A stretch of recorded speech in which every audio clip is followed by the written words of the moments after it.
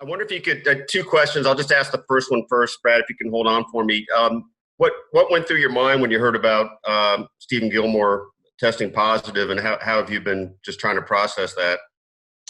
I think you just have to trust in the process and the protocols that are set in place. I mean, obviously, knowing that I went up to him after the game and just gave him the high five like I've done my whole career, and not thinking about it. It was, I mean, a little bit of a mental lapse, just trying to show sportsmanship and stuff like that. But I feel like the protocols in place are good, and I just have to trust in that, wear my mask, do whatever Rick and them say, and then just trust in, we don't all know what's happening in this world this time, but just accept the challenge every single day of being in the best place I can be to be available for the team.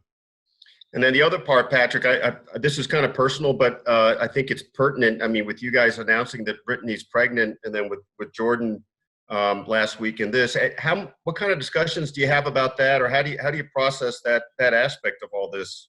Yeah, I mean, it is, and it's something that I think about every day. I mean, you have to think about that with her being pregnant and kind of that high risk category. And so I just try to do my best, especially after finding out Jordan was positive. Obviously, we stayed 6 feet apart, and our meeting rooms are set up to where we're far enough apart, or he's in the virtual meetings or whatever that situation is. But when I went home over the weekend, I slept in a different bedroom and stayed away from her as much as possible, and until I've kind of gotten these negative tests back. And so I just try to do my part to kind of keep myself away from her and social distance whenever stuff like this arises. But the only thing good about being here every single day is I get tested every single day. So it's good at keeping track of where I'm at. Let's go next to Adam Teicher. Go ahead, Adam.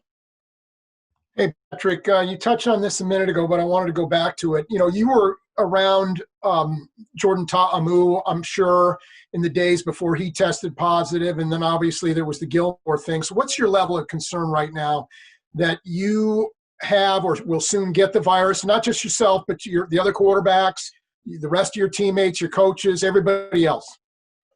Yeah, I mean, it's a different time. I mean, I think that's the biggest thing, and you knew that coming into this season. If you thought you were going to go through the entire season and no one was going to test positive, then you had a little bit of false hope. And so you just trust that the protocols in place are the right protocols. Kind of like I said, I mean, obviously with Brittany being pregnant, I try to do whatever I can to social distance and stay away, because it's even being available to the team, but even more part for me, just kind of keeping my family safe. And so I just do my best part of staying socially distanced, and obviously had a little lapse at the end of the game, just trying to show respect to a great football player who I hope is getting better very quickly. And I'll try to keep away from that and try not to do it again. Let's go next to Sam McDowell. Go ahead, Sam. Hey, Patrick.